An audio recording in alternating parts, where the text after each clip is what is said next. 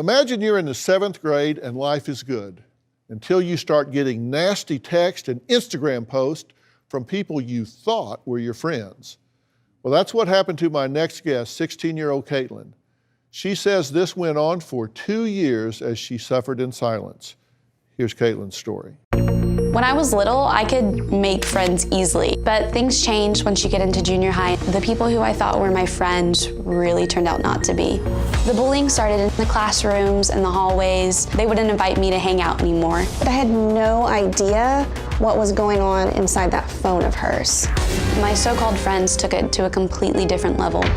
It started with text messages. They said that I was an ugly bitch and to kill yourself. And you start thinking, maybe they are right, maybe this is my fault. I want to know why you didn't tell me what all was going on. It was just a hard thing to talk about, you know?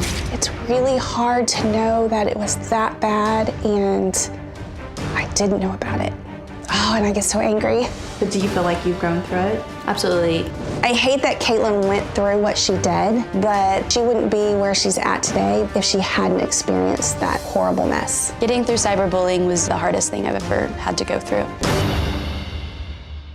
Well, Caitlin and her mother, April, are joining me along with my dear friend, Dr. Frida Lewis Hall from Pfizer. Thank you guys all for being here. So, Caitlin, how bad did this get for you? Well, Dr. Phil, it was pretty terrible. I ended up with anxiety, depression. I had panic attacks all the time. April, could you tell that something was wrong? I could tell something was going on just because of some small different behavioral changes. I didn't realize how bad it was, though. Yeah. I'm so passionate about the dangers of cyberbullying that I've even been asked to testify before Congress, calling for a federal crackdown on cyberbullying and dedicating money when they did a reauthorization of the Elementary and Secondary Education Act. And today, the expansion of the internet has taken things to a whole new and potentially dangerous level, has it not, Dr. Frida? It absolutely has. And there are a couple of really key differences between bullying and cyberbullying. First of all, face-to-face bullying often happened at school, in a schoolyard, and during the daytime. Cyberbullying can happen at any time and in any place. This leaves the victim of that bullying feeling like there may not be an escape. Right. The second thing is cyberbullying can be anonymous. You may not know who's messaging you or texting you or posting these things. You literally may not know who you're being bullied by.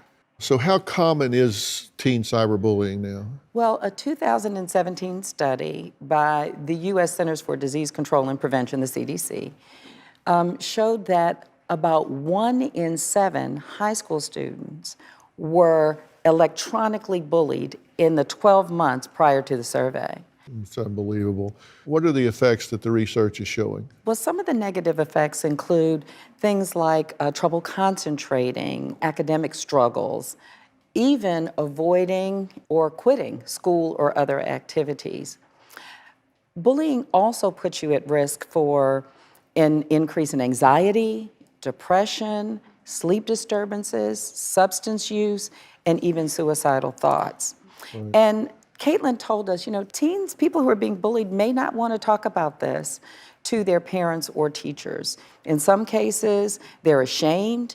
In other cases, they may be concerned that their internet or device privileges might be reduced or it could be taken away completely. Yeah. So Caitlin, once you told your parents what was happening, they got you into therapy. Did it help? As soon as I told someone what was actually going on, everything changed. And now I'm able to help other people going through cyberbullying as well. You've compiled a list of what parents should look for to spot that this is going on with their children. And April mentioned some of them, but some of the signs include being disturbed, distressed, upset during or after using the internet. Another sign is avoiding school, avoiding other social activities. An especially secretive digital life is a potential indication. And then in the moment, being nervous, upset, or jumpy when receiving a text or a message. And also, if you think you're seeing signs of it, be proactive. Talk to your teen or your child. Ask them questions about their digital world. And you may want to consider setting parameters about when and where they're able to use some of the devices. And if you suspect that they're being bullied, you might want to seek the advice of a healthcare professional, a school counselor. Also, I think it's important if you think your child is witnessing or knows someone who is being bullied, ask them to speak up, maybe show you some examples of the bullying that's going on. And last but not least, if you think that your child is or suspect that your child is actually cyberbullying someone, take action right away. Parents, you are role models for your children.